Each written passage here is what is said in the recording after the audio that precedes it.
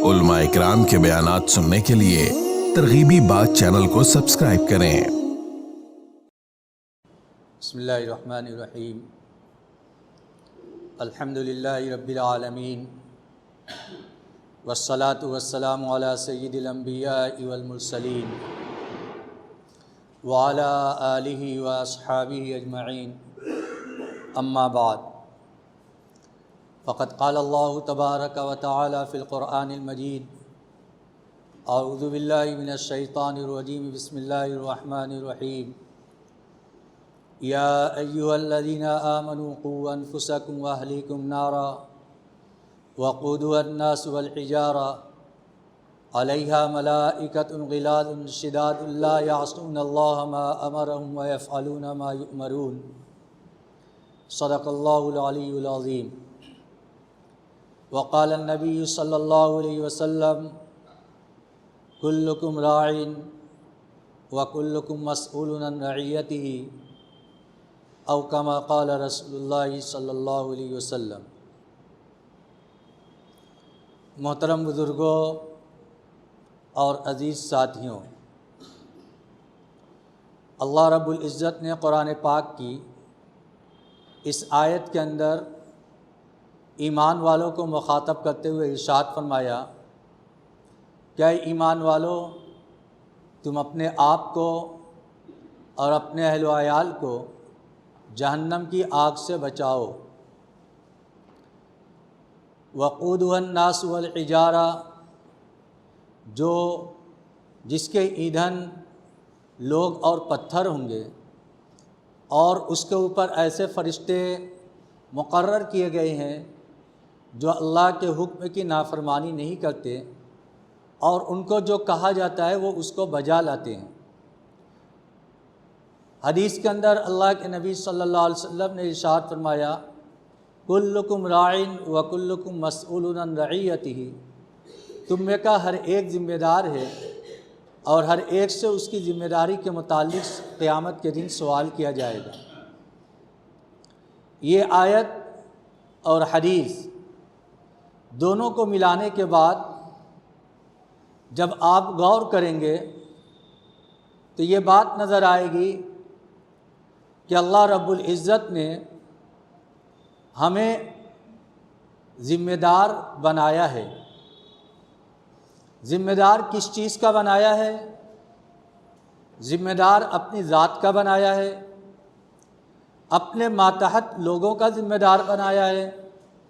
अपने अहल व अयाल का ज़िम्मेदार बनाया है, और सिर्फ ज़िम्मेदार बनाकर छोड़ नहीं दिया, बल्कि यह इरशाद फरमाया कि इस ज़िम्मेदारी के बारे में तुमने कितना हक़ अदा किया और इस ज़िम्मेदारी के सिलसिले में कितनी कोताही की। हश्र के मैदान में अल्लाह रब्बुल इज़्ज़त इस ज़िम्मेदारी के मुताल्लिक़ सवालात फरमाएंगे और वहाँ पर इसका जवाब देना पड़ेगा। तो यहाँ पर अल्लाह रब्बुल इज़्ज़त ने हमें ज़िम्मेदार बनाया है। क्या ईमान वालों, तुम अपने आप को और अपने अहल व अयाल को उस आग से बचाओ। आग से बचाने का मतलब ये है कि ऐसे रास्ते पर चलने से बचाओ जिसका अंजाम दोज़ख के अंदर जाना हो और जिसका अंजाम जहन्नम में डलना हो। ऐसे आमाल करने से अपने आप को और अपने अहल व अयाल को बचाओ। चुनांचे इस ज़माने के अंदर और इस दौर के अंदर आदमी का अपने आप को और अपने अहल व अयाल को जहन्नम की आग से बचाना ये बहुत ज़रूरी है। और इस ज़माने के अंदर इसकी शिद्दत और बढ़ जाती है, और अपने मातहत बच्चों की, बच्चियों की ईमान की फ़िक्र करना ये इंतहाई ज़रूरी चीज़ है। ऐसे माहौल के अंदर जबकि बददीनी की आग हर तरफ लगी हुई है, जिसका इदराक हर आदमी नहीं करता, लेकिन जो अल्लाह वाले होते हैं, जो दीन की समझबूझ रखते हैं, वो हालात को भांप लेते हैं और समझ लेते हैं कि हालात कैसे चल रहे हैं। बेदीनी की आग सुलग रही है और ہمارا مسلم نوجوان طبقہ اور ایمان والے مرد، ایمان والی عورتیں اور ان کے بچے اس آگ کی جانب چلے جا رہے ہیں جس سے نکالنا یہ ہم سب کی اجتماعی ذمہ داری ہے۔ اللہ کے نبی صلی اللہ علیہ وسلم نے ارشاد فرمایا کہ میری مثال اور تمہاری مثال ایسی ہے جیسے کہ تم لوگ اس طریقے سے جب کوئی روشنی کی جاتی ہے تو اس وقت پتنگے اس کے ارد گرد منڈرانے لگتے ہیں اور اس آگ کے اندر گرنے لگتے ہیں، تو ایسا ہی ہے جیسے کہ تم لوگ دنیا کے اندر جہنم کے آگ کے اندر گرے جا رہے ہو اور میں تمہاری کمر پکڑ کر تم کو اس سے نکال رہا ہوں۔ یہ مثال اللہ کے نبی صلی اللہ علیہ وسلم نے حدیث پاک کے اندر دی ہے۔ آج ہم اس دور کے اندر دیکھیں جبکہ ایمان کے سلسلے میں انتہائی بے احتیاطی پائی جاتی ہے اور یہ دور تعلیم کا دور کہلاتا ہے، ماڈرن دور کہلاتا ہے، جو ہر اعتبار سے انتہائی ترقی کرتا ہوا دور کہلاتا ہے، اور جو لوگ اس دور کے اندر پرانی بات کرتے ہیں، اسلام کی بات کرتے ہیں، اسلامی تعلیمات کی بات کرتے ہیں، ان کو پرانے خیال کا لوگ تصور کیا جاتا ہے۔ لیکن یہ یاد رکھیں کہ ایک ایمان والے کا یہ ایمان ہے، یہ یقین ہے کہ وہ اللہ پر ایمان لایا ہے، رسول پر ایمان لایا ہے، قرآن پر ایمان لایا ہے، احادیث پر ایمان لایا ہے، مرنے کے بعد کی زندگی پر ایمان لایا ہے، قبر کے اوپر ایمان لایا ہے، فرشتوں پر ایمان لایا ہے، جنت اور جہنم پر ایمان لایا ہے۔ یہ سارے اس کے عقائد کی چیزیں ہیں۔ بہت سی چیزیں ان میں سے ایسی ہیں جس کو اس نے دیکھا نہیں ہے، لیکن بغیر دیکھے ہوئے ان پر ایمان لاتا ہے، جن کی تعریف اللہ رب العزت نے سورہ الف لام میم کے اندر الذین یؤمنون بالغیب، وہ لوگ جو بن دیکھے ایمان لاتے ہیں۔ ہم نے اللہ پر ایمان لایا، اللہ کو ایک جانا، اللہ کی ذات و صفات کے اوپر ایمان لائے، اللہ کے رسول صلی اللہ علیہ وسلم کو نبی مانا، آپ کو آخری نبی مانا، آپ کی نبوت اور رسالت کو سچا مانا۔ ہم نے آپ کو دیکھا نہیں۔ فرشتوں کے اوپر ہم نے یقین کیا کہ فرشتہ خدا کی نورانی مخلوق ہے جو ہماری آنکھوں سے اوجھل ہے، جس کو ہم دیکھ نہیں سکتے، اس کے اوپر ہم یقین لائے، بن دیکھے لائے۔ جنت اور جہنم کے اوپر یقین لائے، بن دیکھے لائے۔ برزخ کے اوپر یقین لائے، بن دیکھے لائے، بغیر کسی دلیل کے لائے۔ یؤمنون بالغیب، وہ لوگ ایمان والے ہوتے ہیں۔ متقی وہ لوگ ہوتے ہیں جو بن دیکھے چیزوں کے اوپر ایمان لاتے ہیں، یقین رکھتے ہیں۔ ایمان والوں کی یہ صفت ہے۔ چنانچہ ہر چیز دلیل سے نہیں سمجھی جاتی۔ کتابوں کے اندر لکھا ہوا ہے، امام رازی رحمۃ اللہ علیہ جو قرآن کے مفسر ہیں اور تفسیر کی ان کی کتاب بڑی مشہور ہے، وہ کافی دلائل رکھتے تھے اور دلیل کے اندر بڑے ماہر تھے۔ ایک مرتبہ جب وضو کر رہے تھے تو کسی مسئلے کے اوپر شیطان ان کے سامنے آیا اور اس نے ان سے بحث شروع کر دی۔ اس کو انہوں نے ایک دلیل دی، اس نے دوسری دلیل سے توڑ دیا، دوسری دی، تیسری سے توڑ دیا، تیسری دی، چوتھی سے توڑ دیا، حتیٰ کہ 100 کے قریب انہوں نے دلیل دی، اور وہ شیطان سارے دلائل کو ان کو توڑتا رہا۔ آخر میں انہوں نے یہ کہا کہ میں یہ چیز بغیر دلیل کے مانتا ہوں، مجھے اس پر کوئی دلیل نہیں چاہیے۔ یعنی آخر کے اندر انہوں نے یہ بات اقرار کر لی کہ ہم جتنے دلائل پیش کریں گے شیطان اس کو توڑتا رہے گا، جس کی بنیاد پر آدمی عقیدے سے پھسل سکتا ہے۔ اگر ہر چیز کے اندر دلیل کا مطالبہ کرے گا تو آدمی اپنے ایمان کے اندر وسوسے کا شکار ہو سکتا ہے، اور ایمان کے اندر جب وسوسے کا شکار ہوگا تو یاد رکھے آدمی ایمان سے ہاتھ دھو بیٹھے گا۔ اس بنیاد پر امام رازی رحمۃ اللہ علیہ نے فرمایا، میں اللہ کو بغیر کسی دلیل کے مانتا ہوں۔ چنانچہ جب یہ کہہ دیا تو شیطان ان کے پاس سے چلا گیا۔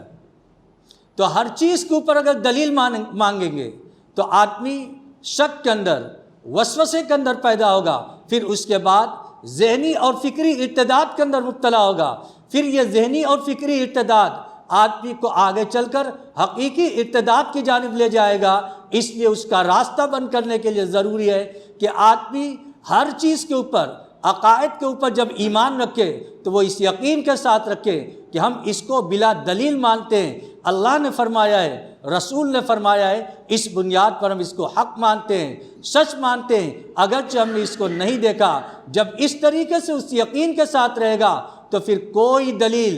یا کوئی وسوسے میں ڈالنے والا انسان آدمی کو وسوسے کے اندر نہیں ڈال سکتا۔ اس لیے اس دور کے اندر جبکہ تعلیم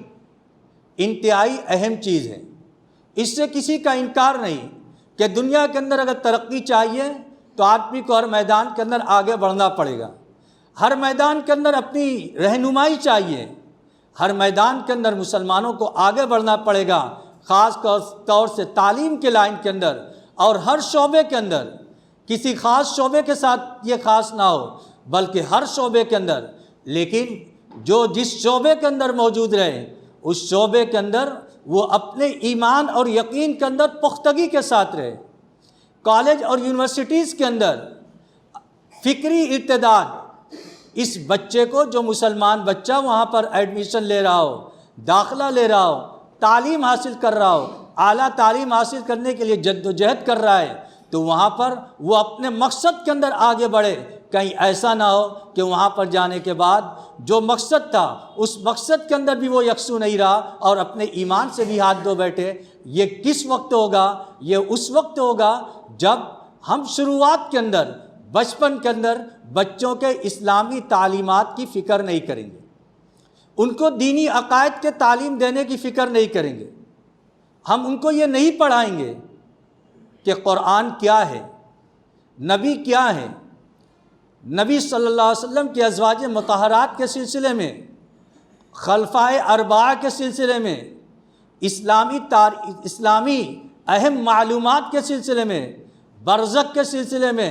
قبر کے سلسلے میں، آسمانی کتابوں کے سلسلے میں۔ اگر ہم ان بچوں کی بچپن کی زندگی کے اندر ان کو تعلیم نہیں دیں گے تو یہ یاد رکھیں، جب بچپن کے اندر ہم ان کو صحیح تعلیم نہیں دیں گے تو آگے جانے کے بعد جب کوئی شک میں ڈالنے والا شک میں ڈال دے گا تو چونکہ ہم نے بچپن کے اندر ان کی فکر نہیں کی، اس وجہ سے یہ شک کے اندر پڑ جائے گا، اور جب شک کے اندر پڑے گا تو یہی شک اس کو ارتداد میں لے کے چلا جائے گا، اور یہ بچہ شک کی بنیاد پر ذہنی اور فکری ارتداد کے اندر مبتلا ہو جائے گا۔ پھر کسی سے اپنے اشکالات نقل کرے گا، اگر اس کو جواب نہیں ملا تو پھر یہی آگے چل کر اپنے ایمان اور اسلام کو خیر بات کہہ دے گا اور یہ اسلام کے فندے کو اپنے گلے سے نکال دے گا۔ اگر ہم یہ چاہتے ہیں کہ ہماری آج کی یہ اولاد، جو نئی نسل، جو چھوٹے بچے ہوتے ہیں، یہ یاد رکھیں کہ یہی بچے اگلی نسل کے معمار ہیں، قوم کے رہنما ہیں،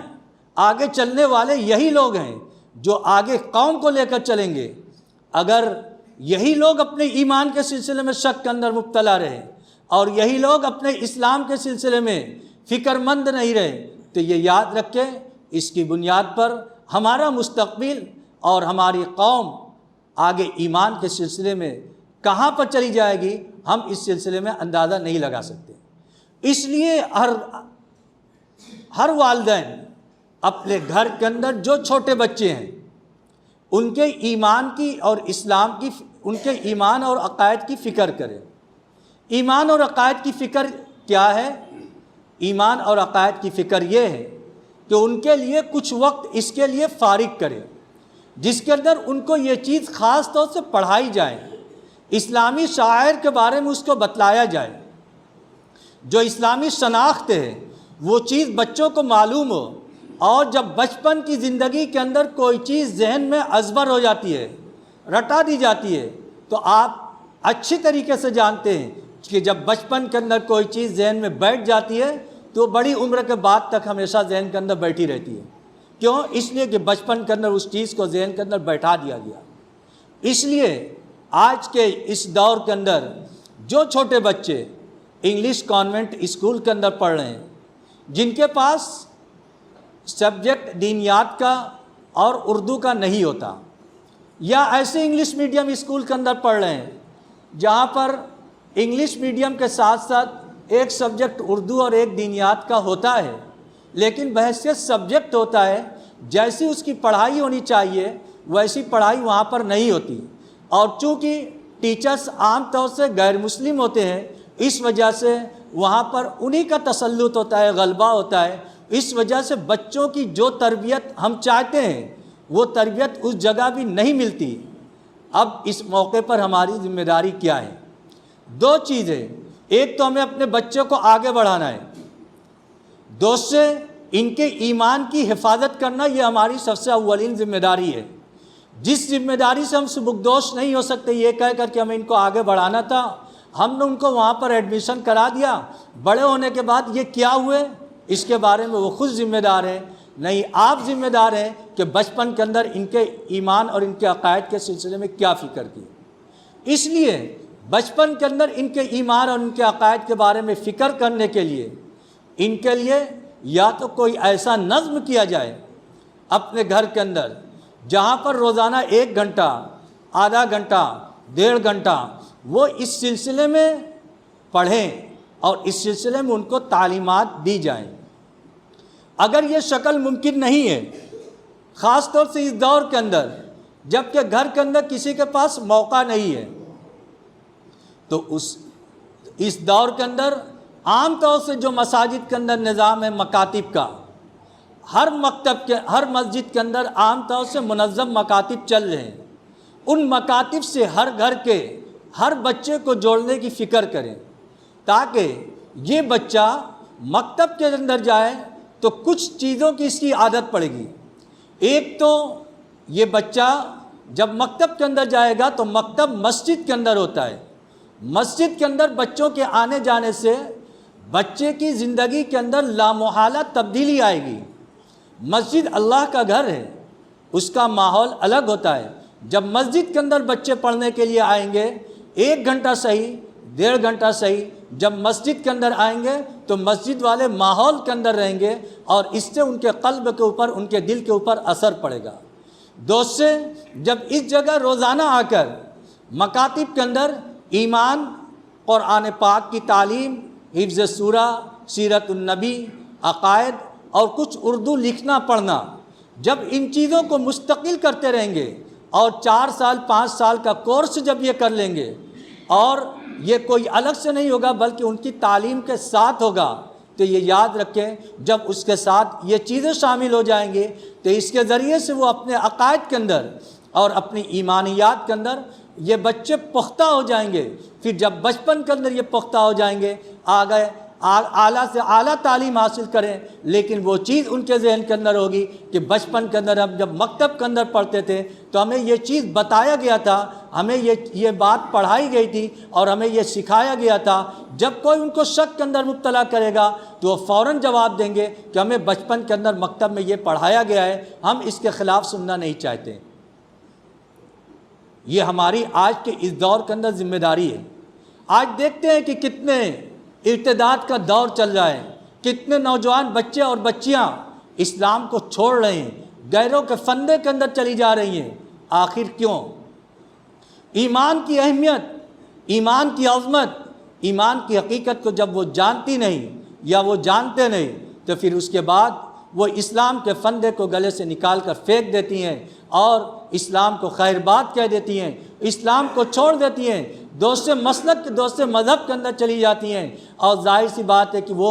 غیروں کی جانب سے ایک سازش کا نتیجہ ہوتی ہے۔ پھر جب بعد میں یہ اسلام کو بھی چھوڑ دیتی ہیں، اب ایک طرف مسلمان بھی نہیں رہی، دوسری طرف غیروں کے مذہب کے اندر چلی گئیں۔ کچھ دن کے بعد جب وہ چھوڑ دیتی ہیں کہ یہ بچے یا بچیاں سوائے خودکشی کرنے کے یا ایسی زندگی گزارنے کے جس کے سماج کے اندر کوئی عزت نہیں ہوتی، کوئی اہمیت نہیں ہوتی اور اس کے پاس کوئی چارہ نہیں ہوتا۔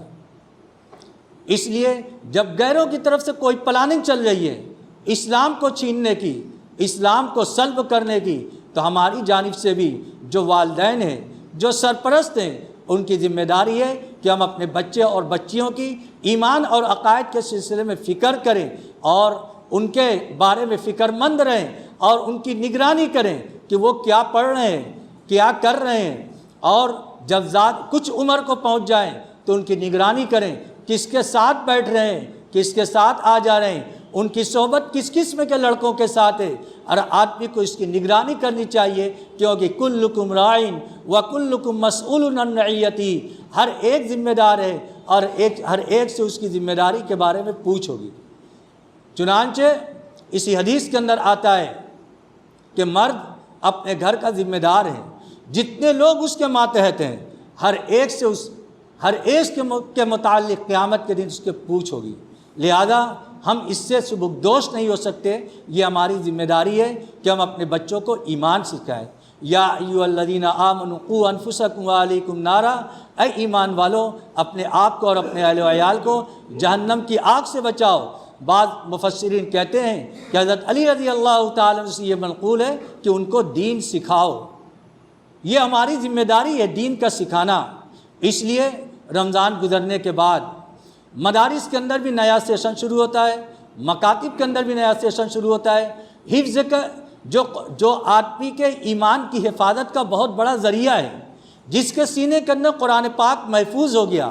قرآن پاک کی برکت سے یہ شخص مرتد نہیں ہو سکتا، اور قرآن پاک کی برکت سے یہ شخص بہت سی چیزوں سے محفوظ رہ سکتا ہے۔ اس لیے اگر آپ کی اولاد ہے، آپ اس کو حافظ قرآن بنائیں، مدارس کے اندر داخل کریں جہاں پر وہ حفظ قرآن کی دولت سے مالا مال ہو۔ اللہ نے اور وسعت دی ہے، آپ کو اور ذمہ داری کا احساس ہے، اپنے بچے کو عالم بنائیں، قرآن اور حدیث کو سیکھنے کے لیے مدارس کے اندر داخل کریں۔ 7 سال 8 سال 9 سال جب وہ قرآن اور حدیث کا علم حاصل کریں گے، اور وہ علم ہوگا جس علم کی بنیاد پر ان کو دوسرے لوگوں کے اوپر فضیلت حاصل ہوگی، العلماء ورثۃ الانبیاء کا تمغہ حاصل ہوگا کہ علماء انبیاء کے وارثین ہوتے ہیں، اور پھر ان کی ذمہ داری ہوگی جب یہ باپ اپنی اولاد کے سلسلے میں یہ فکر کریں گے کہ ہماری اولاد حافظ بنے، عالم بنے، اگر اتنا نہیں کر سکتے کم از کم اپنی چھوٹی اولاد کو منظم مکاتب سے جوڑنے کی فکر کریں، تاکہ اس کے ذریعے سے وہ اپنی ایمان کی حفاظت کریں۔ اللہ رب العزت ہم سب کو کہنے سننے سے زیادہ عمل کی توفیق عطا فرمائے۔ وآخر دعوانا ان الحمد للہ رب العالمین۔ مزید علماء کے بیانات سننے کے لیے ترغیبی بات چینل کو سبسکرائب کریں۔ جزاک اللہ۔